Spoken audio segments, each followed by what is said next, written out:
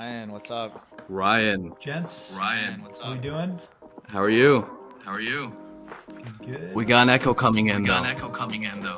Yeah, I know. I'm trying to connect my Gotcha. headphones. Come on, dog. Why is it not even? Have you tried unplugging it and plugging it back in? That's what No, works. this is actually just syncing a Bluetooth issue with my Mac. Okay. If you have any rice around, maybe you can try that too. I have time. We're gonna get this. Is this the This cold is the open? cold open. Yeah, this should be it. Nah, but we literally have a tech problem every time. And so it makes sense now that it should be you. Yo, thank you for coming on this pod, Ryan. I don't even know what to call you, Ryan Selkis. I usually always just go Selkis, but Boss. I was just about to say that. boss man. I was about to say that. No, it's everybody calls me Selkis, and Sami's earned his stripes, so Selkis works just fine. Yeah. We were honestly expecting you to come in with a hat the way that you've been shilling dog with hat recently. So like we all had these hats ready to join you, but Oh man, where's your hat? You know, my hat is I haven't shaved my head in a few days, so it's getting this. I look like a fucking chia. I look like a chia pet right now, but so I gotta clean that up. But yeah, it's been cold here. Wore my hat for my outdoor workout this morning. Whiff is my protest vote. You know, we can't play with anything that's actually useful in the U.S. right now, so it's all in on memes. And I like meme coins a lot more than I do NFTs because they're much more communal. And you know, crypto already has that tribal vibe, but you know, I look, man. I mean, it has a hat, so there's like Investment thesis. you can lead a horse to water. But yeah. So I'm obviously having fun with a little bit, but it has a hat. That's my one-line investment thesis. I've spent 10 years talking about Bitcoin and why crypto is revolutionary, and we're at the point in year 11 where I just recognize when something's got a great hat. I love it. Yeah, I want to apologize to the listeners in advance if I sound a little raspy or nasally. You know, I'm feeling a little bit under the weather, but I couldn't take a sick day because I know that you said that no sick days until Bitcoin is over 45K again. So here I am sticking it out, but we're really excited to have you on the pod, man. Really gonna be diving into some policy discussion. We'll talk about DePIN quite a bit as well. And like on that DePIN note, you know, many people don't know, but you actually played a pretty influential role in getting the DePIN term to be as widespread as it is today. So like I was kind of pushing for DePIN in early Q4 2022, but at the time there were so many competing terms out there. There's like EdgeFi, tip-in, proof of physical work. And it wasn't until you came out in the 2023 theses and you used the term that it really just like catapulted the term into the limelight. I remember like in the company Slack channel, you're also like, I'm going to meme DePIN into existence. And it was largely because of your hatred for the term Web3 infrastructure, specifically Web3. Yes. So like, what's your problem with Web3? I'm just curious. Like, did it hurt you? I think it hurt everybody, man. It's bad. It's bad juju. You know, whenever Web3 came onto the scene, it felt like a trying too hard extrapolation of like Web2, which became a thing organically, right? They didn't call it Web1. They just said the internet or, you know, the web or whatever, getting online. And then when social media came around, they started to talk about Web 2, and that kind of grew organically, the same way that crypto grew organically as the default term for the kind of overarching umbrella of the industry. But you had a lot of people that essentially like focus grouped Web 3 versus crypto, and you know, essentially said, oh, well, Web3 sounds better. It sounds safer. It sounds more approachable. It sounds more inclusive. It's like all the things that, you know, break every single online rule that you can think of. Web3 was like the Ron DeSantis of like memes for like what you should call an industry. So I do hate the term Web3. Some people still use it, but DeFi, DePIN, you know, those are more organic. They sound good. Tip-in, you know, I don't know. Questionable. EdgeFi, like, you know, That's like, some a couple of terms that only incels could come up with, but DePIN like really kind of threaded the needle. And yeah, I think I had a couple tweets. I mean, I delete most of my tweets on a periodic basis just for good housekeeping, but I think I ran a poll, Yeah. Sami, on Twitter. I can't remember if DePIN actually won the poll. I think it may did. have, or might have come close. But even before I ran the poll, I said, I've seen enough. It's DePIN. And like at some point, like that same month, because I just add the stream of conscious whenever I'm writing the report. But I give you full credit for coming up with a 10x better term, and then throwing a little gas on it. But and you guys have done a great job with this podcast. So excited to dive in. I think this is a really important theme for this year. Yeah, thank you, Ryan. I mean, it's been really cool to work with Sami and keep in touch with you as DePIN's become a term that we all know and love. I like how you mentioned Ron DeSantis as well, because I think the 2024 presidential race is really starting to heat up. So I wanted to touch a bit on that.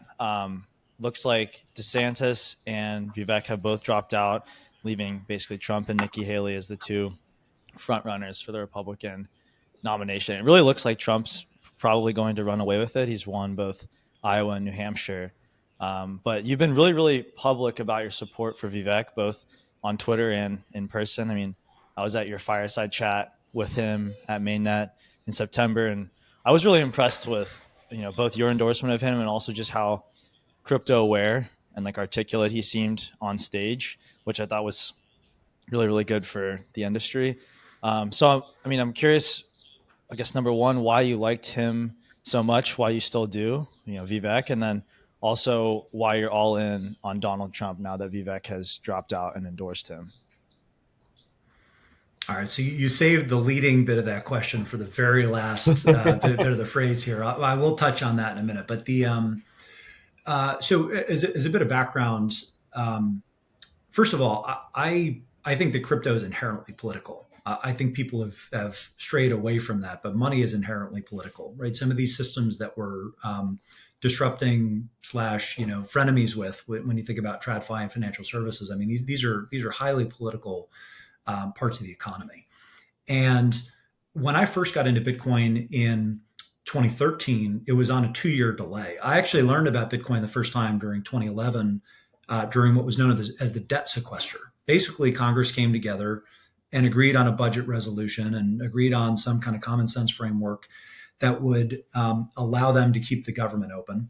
And then they said, if we don't actually come to a resolution by X date, then we're going to do across the board 23% cuts, I think is what it was called. It was called the debt sequester.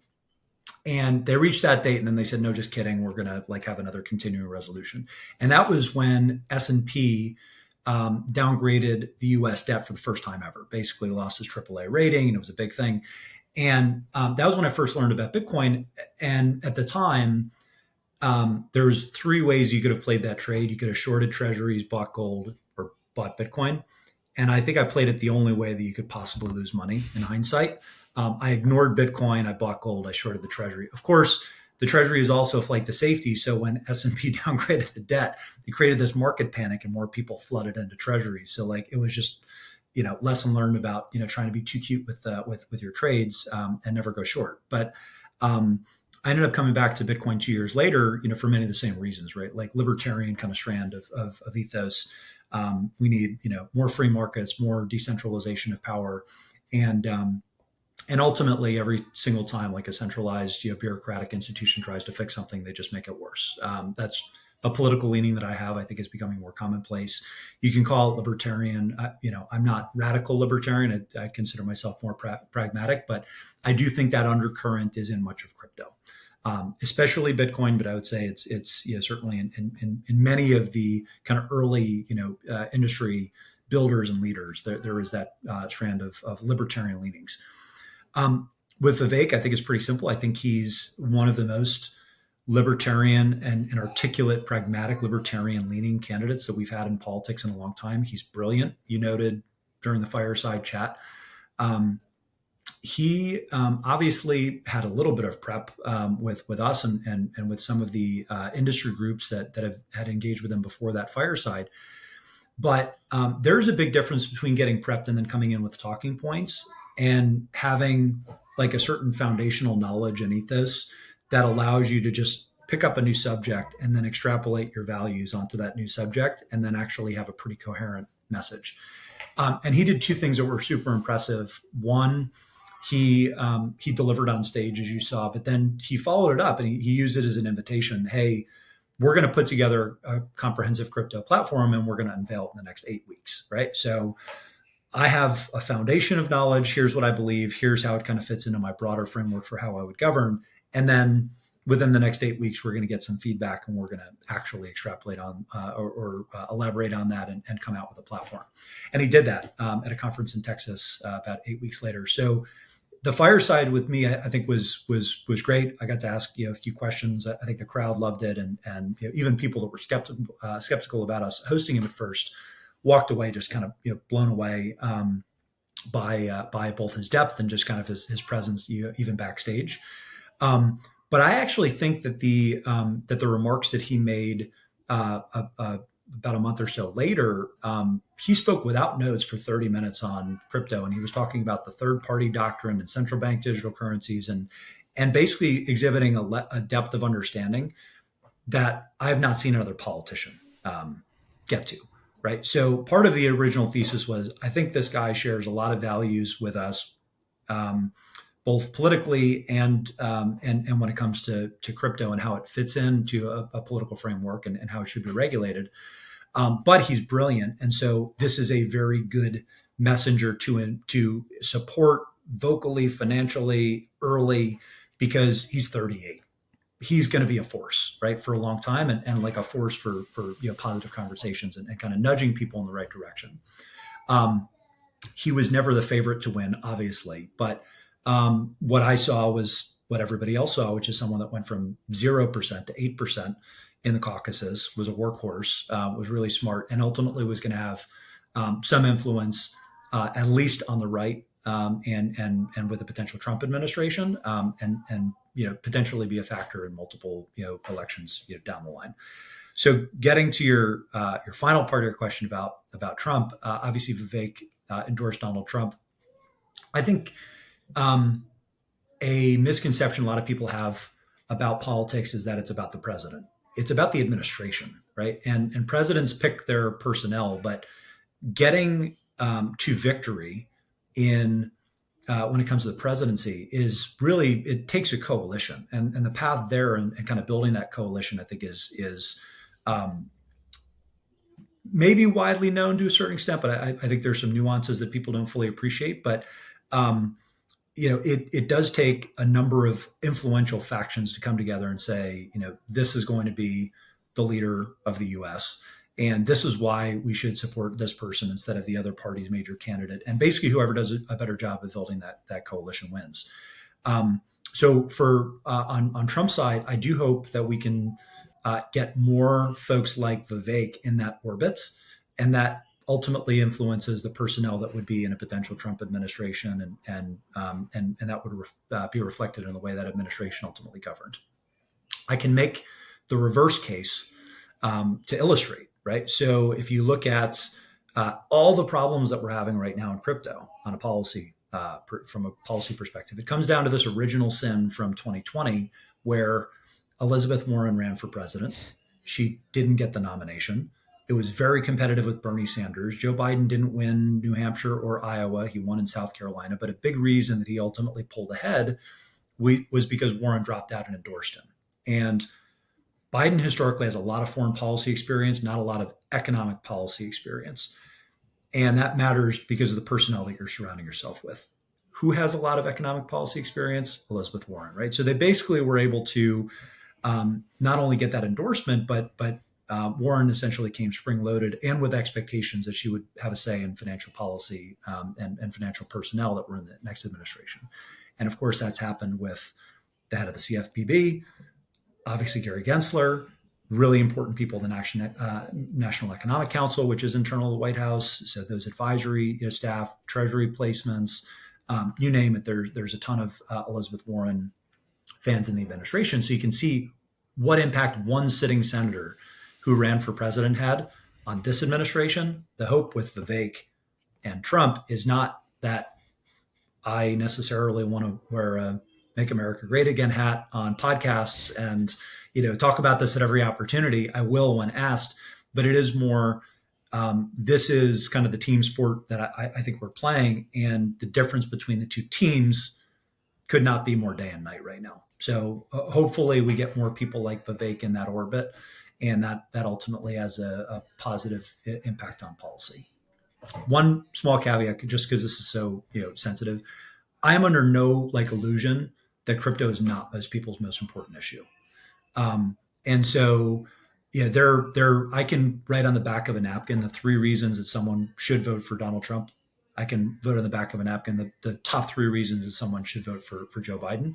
But the lens that I've always looked at is, if you are talking about crypto policy and this is your most important issue, which is why I talk about it, because it impacts our business, then there cannot be more of a clearer contrast between the 2 candidates that are going for the White House. So Yeah, no, I mean that makes a lot of sense. I think a lot of the sentiment that you share about being very focused on crypto policy and how it affects the industry, and that in turn impacting who you support for the presidency is definitely shared by a lot of us here on this podcast and our listeners.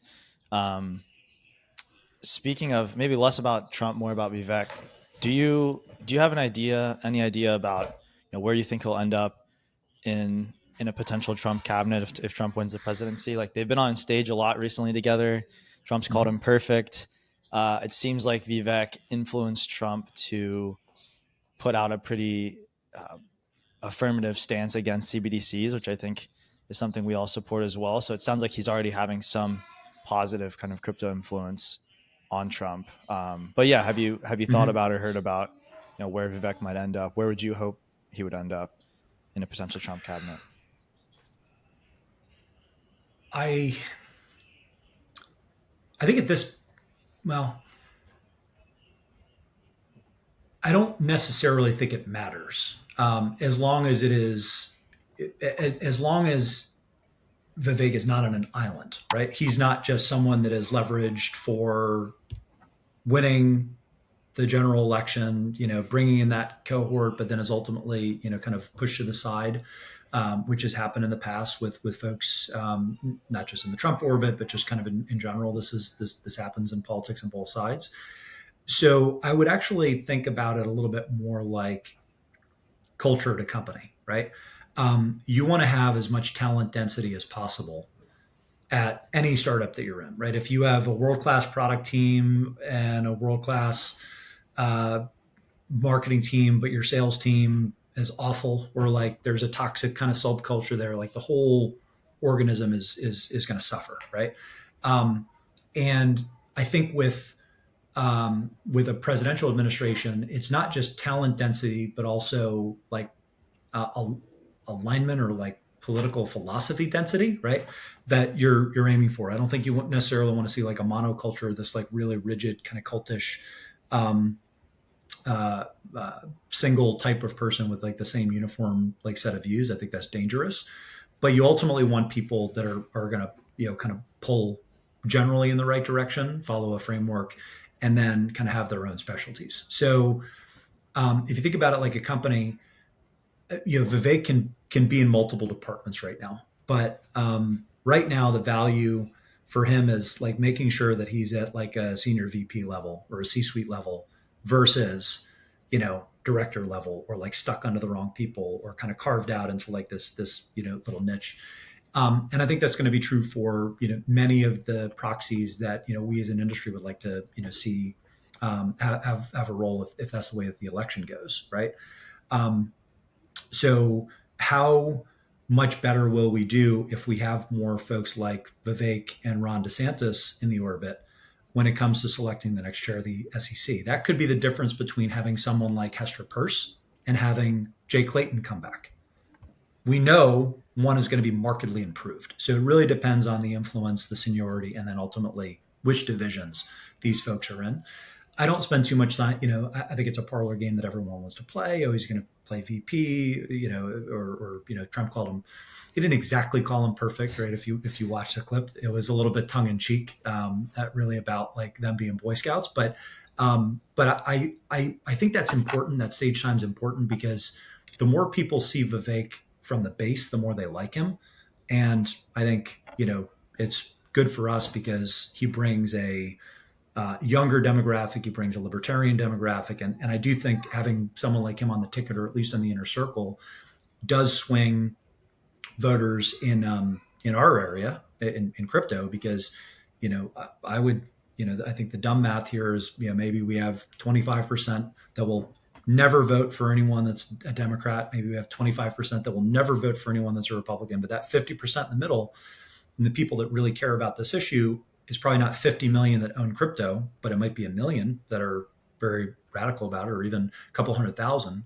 And some of these states come down to thousands of votes. So I think that gives us, and that gives someone like Vivek and us by extension, I think a good opportunity to have some influence on the outcome here beyond just single votes or single fundraisers. Yeah. I think we were super happy to see Vivek pop up in this election for sure. And it goes back to the point that you made around authenticity, right? I feel like politics for the longest time has been this like rehearsed dog and pony show, and there is like an air of authenticity, you might even call it a little bit of populism as well, that has started to emerge. But the result of that has been really good ideas that are put front and center and not overly litigated. And I think, as a fellow Rama something, seeing Vivek do that has been pretty awesome.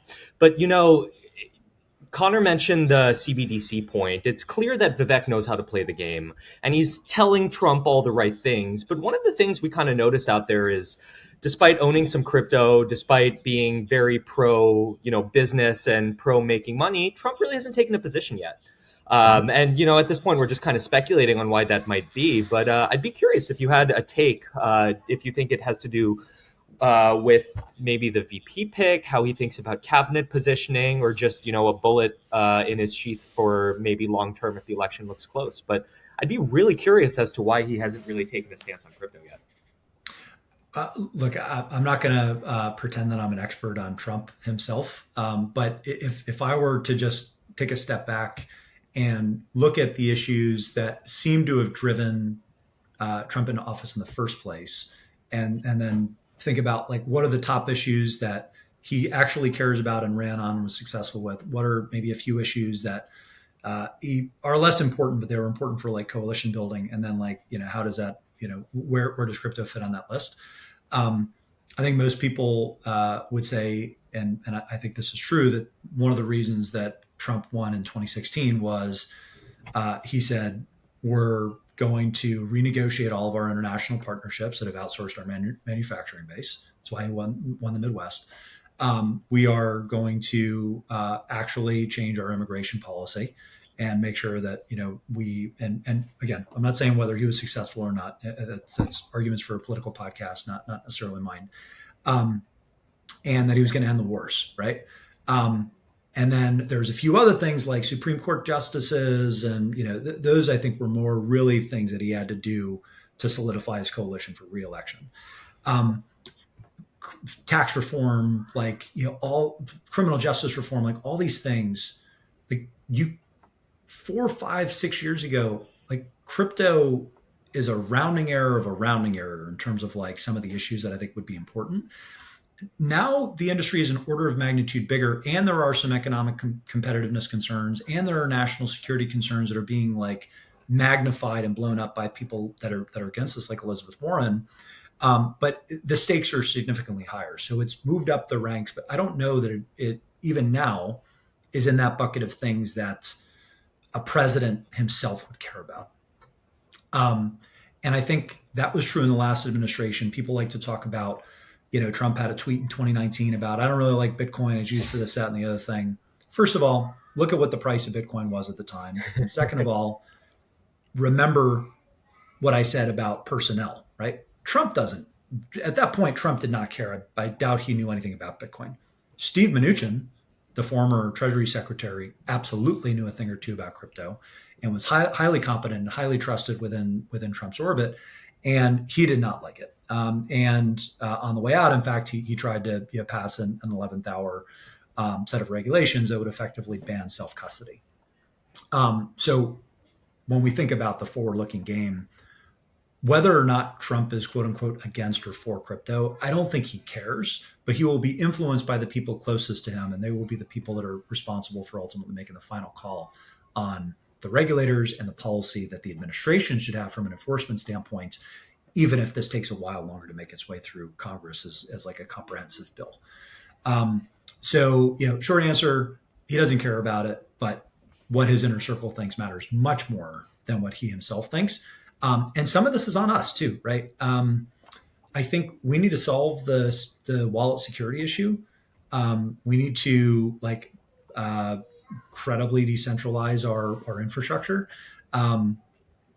physical and kind of soft, and we need to actually have some kind of transparency norms within the space. I mean, the security issue is probably the biggest, most glaring one.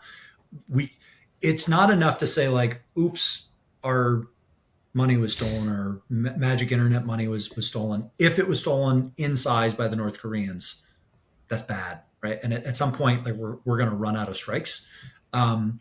So I'd say that's probably the biggest risk that we have. Obviously, we at Messari are focused on transparency and creating some standardization around how do you make the SEC obsolete and just completely irrelevant because you can reverse engineer from first principles some of these disclosures or some of these sources of information you want to know about a given asset to level the playing field.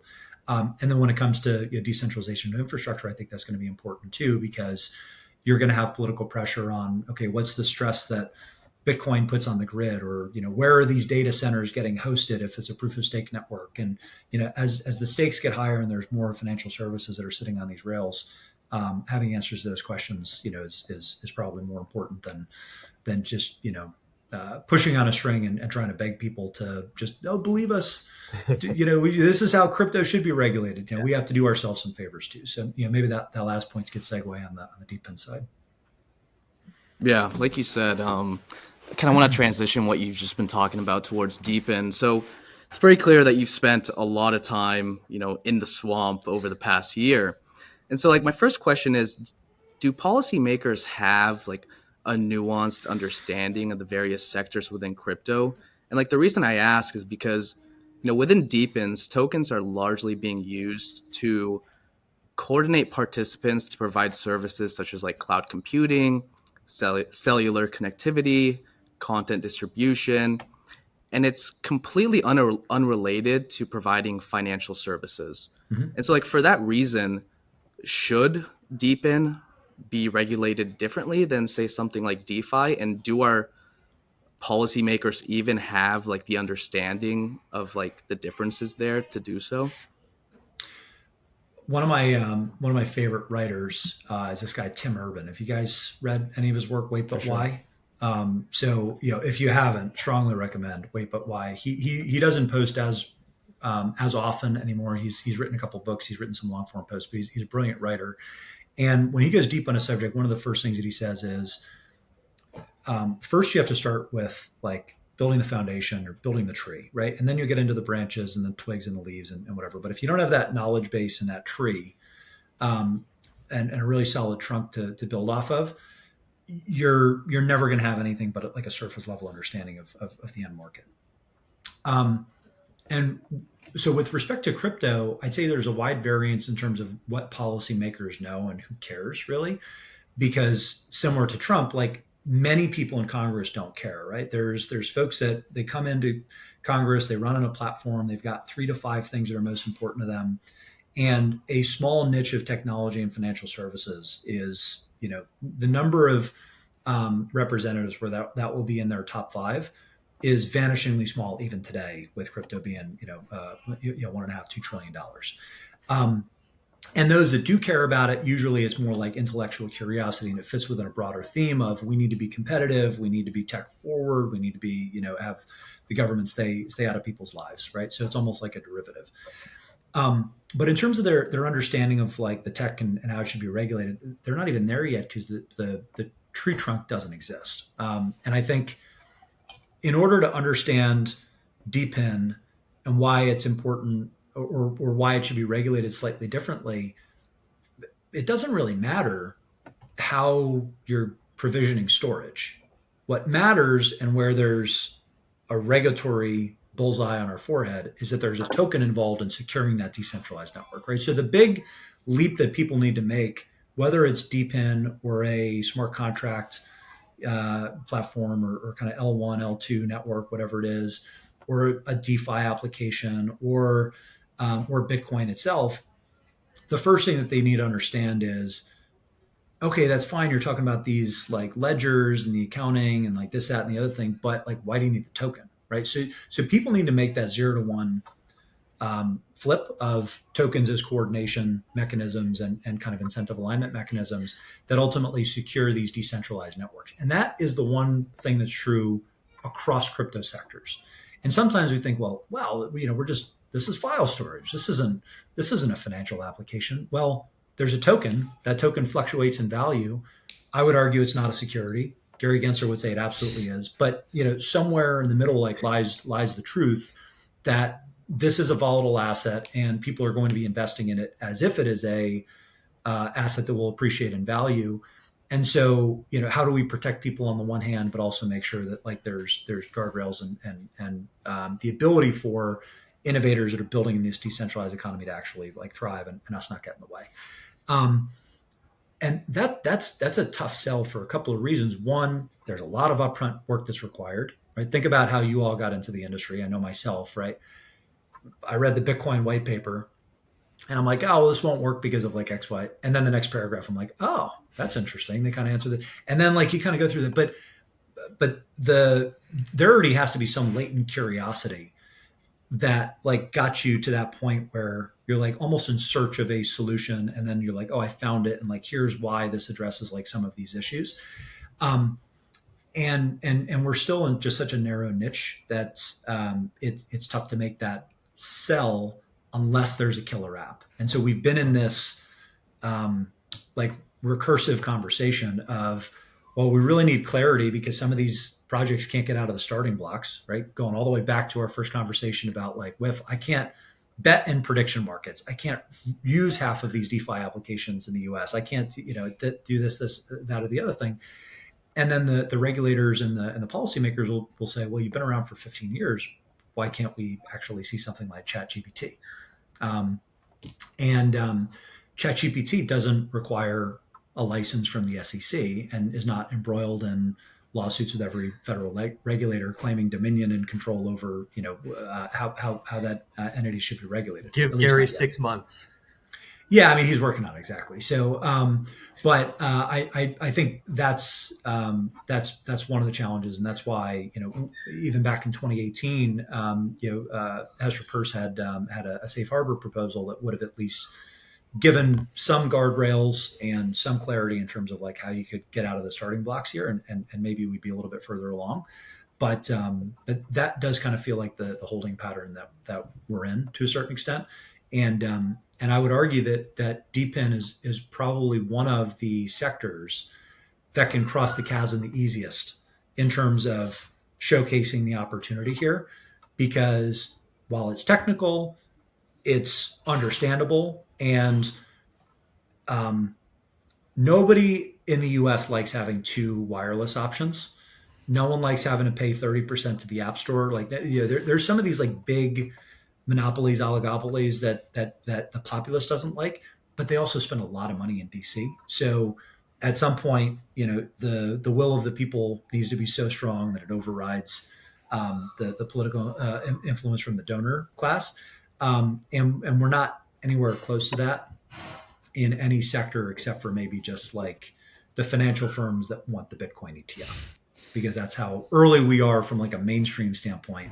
I'd say DePIN can maybe like leapfrog some other sectors, and to have the opposite side of this. Like I think decentralized finance, DeFi, is probably the opposite of that. Like that's probably the one sector that's going to have the most recurring headwinds, because you're up against the banks and handling people's money and facilitating flows, and potentially some of these applications are being used by people the U.S. government doesn't want using them. So DePIN totally different, right? It's just file storage, or it's just wireless access.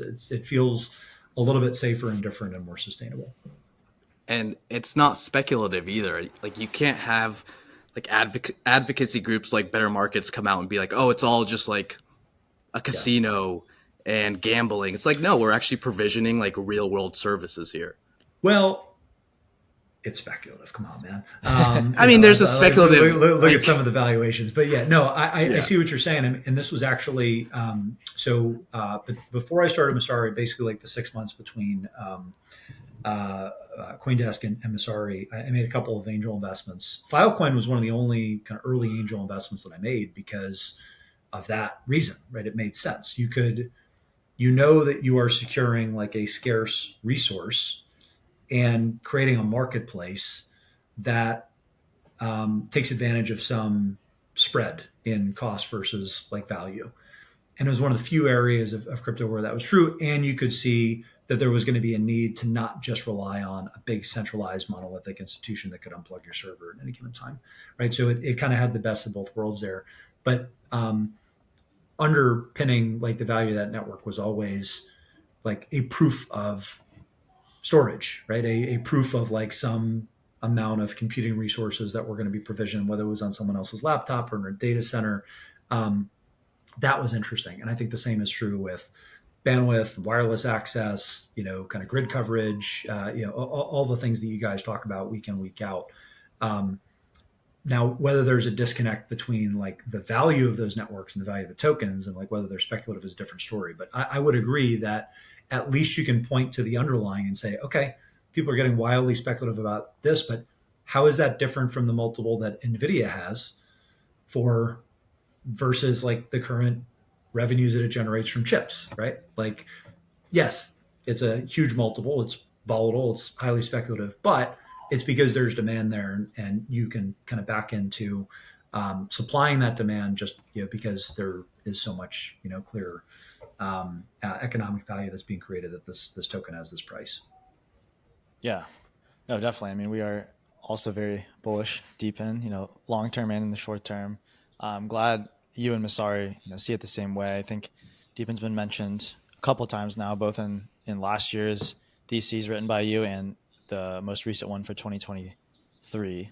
And just to be clear, I plagiarized almost all that from Sami's prior work. So credit where it's due. You're given, the you in you and Messari is doing a lot of work in that sentence. But yeah, we got Sami and a couple of others that have been boiling the ocean here and making sure that we know what's going on for our customers. For sure. Well, yeah, I don't know whether to attribute this quote to Sami or you then, but either way, I will say Messari stated in the crypto theses, if wallets are the front doors into the house of crypto, hardware networks are the foundation. I don't think there's a more important area of long-term development than decentralized physical infrastructure networks. I thought that was a super just awesome, powerful kind of statement from you, Sami, Messari, all the above. I think we've talked a bit about. I think I wrote that one, but I black out by like the 7th chapter, and that's in the back half. So that was definitely Ryan. Yeah, I don't have the ability to articulate myself like that. Just building off of that, though, I mean, we talked about a bit about like what interests you about DePINs, why you think there's real value there already. If there's just maybe a few like sectors or projects within DePIN that you've heard of, you think you find interesting, would love to talk a bit about them, whether it's physical resource networks or digital resource networks, kind of any and all of the above. But curious, what you're seeing from a kind of outsider's perspective. Yeah, I think storage. I generally go for like the biggest markets with the biggest monopolies that have the ability to censor you, or where there's a real opportunity in the global south in particular, right? And so the two that I think are come to mind immediately are, or I'd say the three that are most important, just storage and compute in general, because you're just talking about such like enormous incumbents, and the unit economics are actually net favorable for crypto networks, and that'll come into balance over time. But I think there is an element where there's like a real use case, and if you can get the performance right, and you can actually get the go to market right, there's value in kind of economic surplus is created by switching to more decentralized networks, not to mention the benefits of just having redundancy. So the way that I think that DePIN will ultimately play out and gain adoption is not dissimilar to Bitcoin, right? No one transacts using Bitcoin. It's a store of value just in case, right? So it's almost like an option bet. Some people will have 1%, some people have an irresponsibly large amount of their net worth in something like Bitcoin. But for the folks that are thinking about this as a portfolio hedge and just an allocation that they should have, it's not to replace dollars. It's to think about their checking and their Bitcoin as like, their stash for their net savings that aren't like actively invested. I think similarly, when you think about storage and compute, so let's use storage in particular, right? You have AWS and then you have IPFS just in case, right? And maybe you kind of dual store these different files or whatever you have, especially if you're in areas where the rule of law is less reliable, right? So you can basically analogize almost perfectly one-to-one like that, using this as a hedge, and maybe it's arguably more than a hedge if you're in a jurisdiction that is a little bit more volatile. That I think would be a really good position for an avenue of growth for decentralized storage in particular. Wireless, same thing, different flavor of that, right? How do you get really good coverage? Americans, like, we all bitch about the wireless companies and cell phone service and things like that, but it's pretty good for all intents and purposes. Not so much if you're flying international or if you're in the global south, or you're doing something in a less developed region. So I would think there could be a disconnect there, and kind of a market demand that could be really take advantage of with decentralized wireless. And then the third one, I'm actually not I'm not as up to speed on the decentralized energy projects as I should be. Maybe Sami, have you written something on this? I should look it up if you have, but if not, Not yet, but it's on the roadmap. Yeah, all right. I know you've covered it in the broad market map, so I will defer judgment on like what is interesting until I see Sami's report, I guess, on this. But or hear you guys interview the right folks. But I do think that there's that the global power grid is decentralized already, right? And so there's many more pockets to compete with DePIN solutions that are focused on the energy grid. And maybe the analogy here is Uber entering new markets, right? Like every single taxi market is going to be a little bit different. And they're going to face different levels of regulation. They're going to face different levels of like consumer demand. The unions are going to be slightly different. And the cities are going to be slightly different to kind of navigate whether you use public transit or a taxi service. I think that's probably somewhat similar for the decentralized grid or anything that's kind of DePIN enabled, and exactly where those interesting pockets of innovation are, I don't know, but we know that there's going to be more localized projects that win in different areas of that sector, because it already happens with things like Bitcoin mining, right? You'll have these like state by state, agreements where miners will go to South Dakota and repurpose, flared energy for Bitcoin mining, or Texas is very popular right now in terms of kind of load management and demand response. I'd like to see that in like many more areas of kind of managing grid infrastructure, but early across the board. But I say essentially in a couple of those emerging areas, those are poised to explode, and you can again see real tangible value there, and like economic models that will develop beyond just speculation. So those probably be my big three. Sami, what did I miss? You pretty much touched on all the ones that I'm bullish on. You kind of missed AI, but that's pretty related to like decentralized compute, right? Mm-hmm. Like crowdsourcing GPUs and all that. Yeah. But I'm definitely gonna have to start working on that energy piece, to be honest, because it's something I've been thinking about a lot, and I know a lot of people are also starting to want to explore that space. So stay tuned.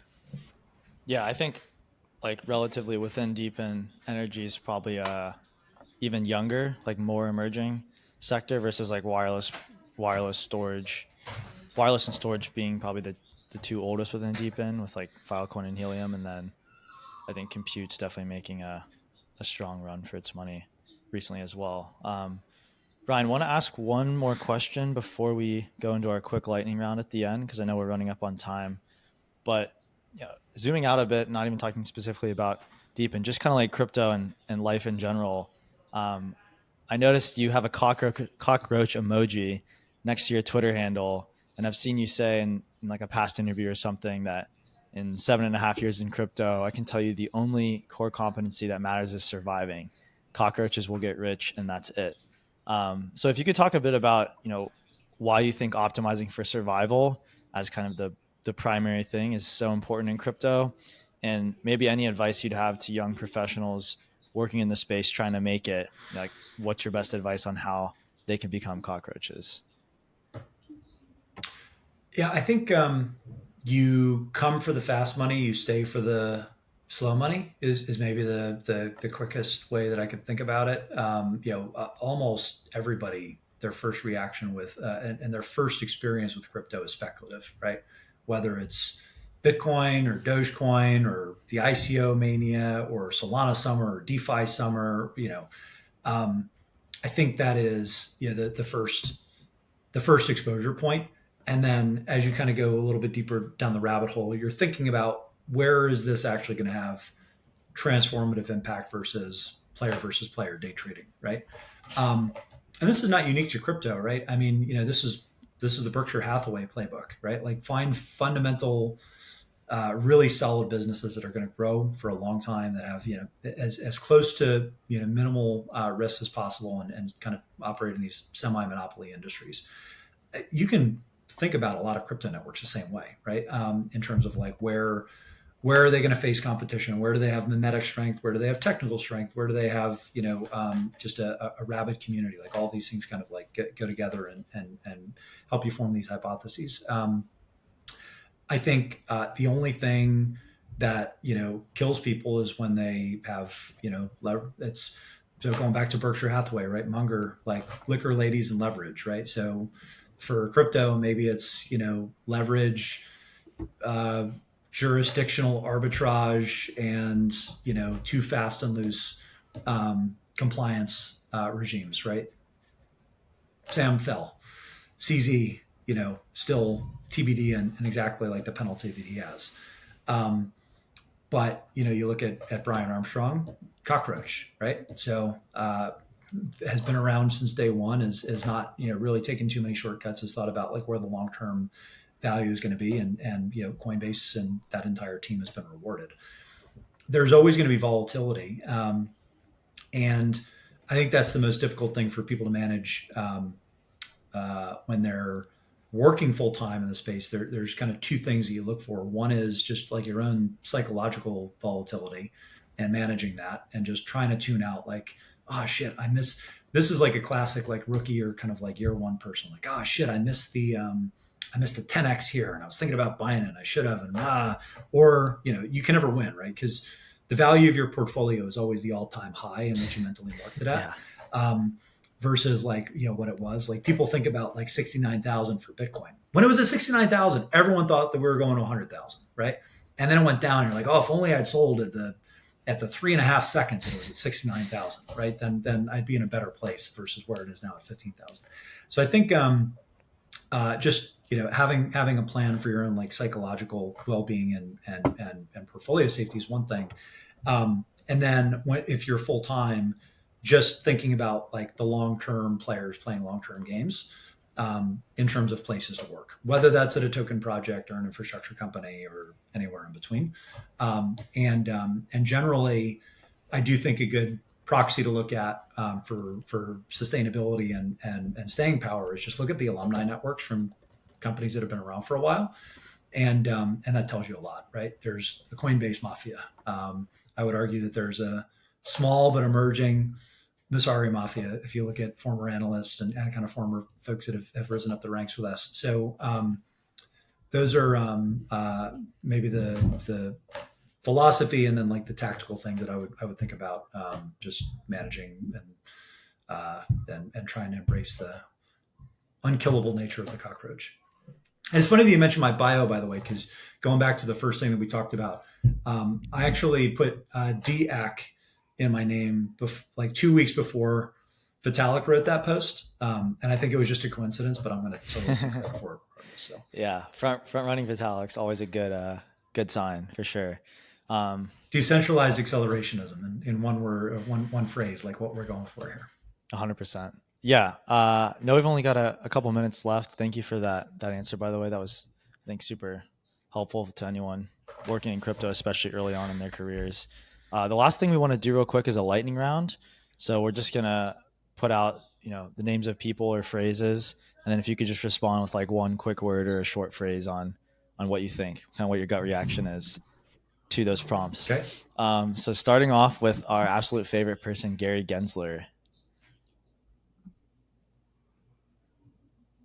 Desperate. Love it. Up next, dog with hat.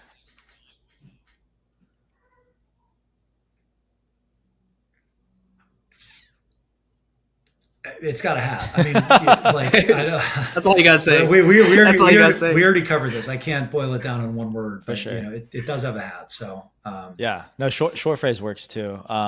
Something we haven't really covered in too much depth. Nikki Haley.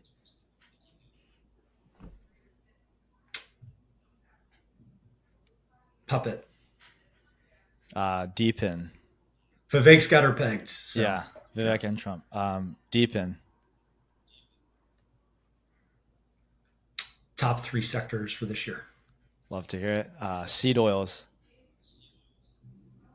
Cancer. Nice. Lifting weights. Yeah, lifting weights.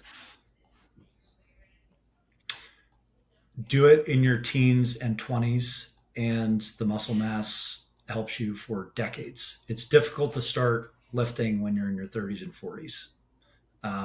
So that's a little bit longer answer, but as someone that spent a lot of time in the gym, I was like 6'3" and 155 in 8th grade.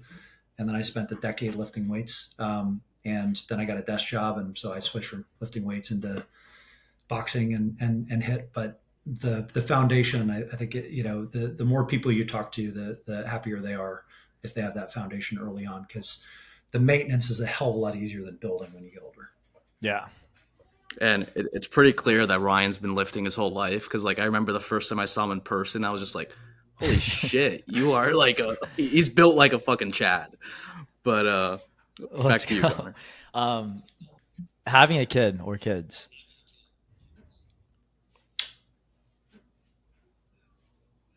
Perspective completely changes in a good way, and focus completely changes in a good way. Yeah, that makes sense. And then last from me, and then over to Sami, but Sami Kassab. Oh, you want me to comment on that? Yeah. What are your thoughts on our dear friend Sami Kassab? I think we've been really lucky to have a bunch of analysts that you watch, like in their first couple of years, just the growth and the ability to kind of carve out like their own sector specialty and the ability to like think from first principles. So I would say first principles thinker, and that's probably the most important thing for anyone that's kind of coming in and trying to figure out where they're going to have an impact in a space. So first of all, I really appreciate that. That means a lot. We're almost out of time, or we pretty much are out of time. So I'll just do one last one. Working nights and weekends. No substitute. Yes, sir. And a great filter. When I sent that tweet, it was Christmas Eve, of all things, in I think 2019. And it was in response to, I forget the name of the guy. He's relatively famous, but he basically, his whole thing is work-life balance, and you shouldn't work for a company, you should work for yourself. And all of that is true, but what I said is if you don't work nights and weekends in your 20s, you're not going to have a successful career. Sorry. And it's one of those things that everybody knows is true. It doesn't mean every single weekend, it doesn't mean every single night, but the point is, if you're not willing to put in the hours, then other things equal, this is just a straight up definition. If someone works 70 hours a week and you work 35 in your 20s, they're going to be twice as far as you by the time they're 30. So no substitute. That doesn't mean that you don't have to work hard and work smart and be a, good dude in the process, but there's a way to kind of thread the needle here and accelerate yourself in your 20s. Yeah, couldn't agree more. Well, this has been really enjoyable, Ryan. I'm obviously biased here, but Messari has been shipping some amazing products recently. So I just want to let you wrap up, and if there's any products that you want to just mention here or something that you're excited about releasing here in the near future, I just want to give you the floor to do that. I think two things. In the next couple of weeks, we're going to have our new homepage, which is a couple of new modules that I think don't really exist on the market right now. One is a markets homepage, and the other is a feed aggregator. So this is every part of our product, our deals tracker, our intel, which is basically like portfolio or protocol specific events, every single major news source, every single media source, including podcasts, available in like one tight terminal interface. And that I think is just going to be a much better kind of second screen for crypto and kind of new way to navigate and kind of dig down instead of having 30 different open tabs or having to develop the muscle memory to go here versus another place for certain information. So I'm excited about that, and then that's going to be mostly a free product to access, and then some of the some of the specific fees are going to be paid. But I go back to our when we started the company, we said we want to build a foundation that looks like Edgar and feels like Bloomberg. And not everybody knows what Edgar is, but that's the financial reporting database that the SEC uses. Building that standardization, building kind of the equivalent of a real-time evergreen 10K that's built entirely from public sources has always been our North Star. And if we can do that, you can prove that crypto is literally 100 or 1,000 times better, faster, cheaper, and more transparent than kind of traditional organizations. So something like the SEC does become obsolete, and you all know how badly I want the SEC to become obsolete and ultimately get disbanded by Vivek, whose role I really hope he's not VP. I hope instead he is government restructuring banker in chief. Because could you imagine if you took Trump's nature of don't give a F and actually put it behind someone like Vivek who could surgically dismantle, starting with the SEC? That would be great. It's a great way to wrap this up. Don't sleep on Messari. Don't sleep on Vivek. Thanks again, Ryan. This has been great. Thank you, gents. Keep up the good work. Thanks so much, Ryan.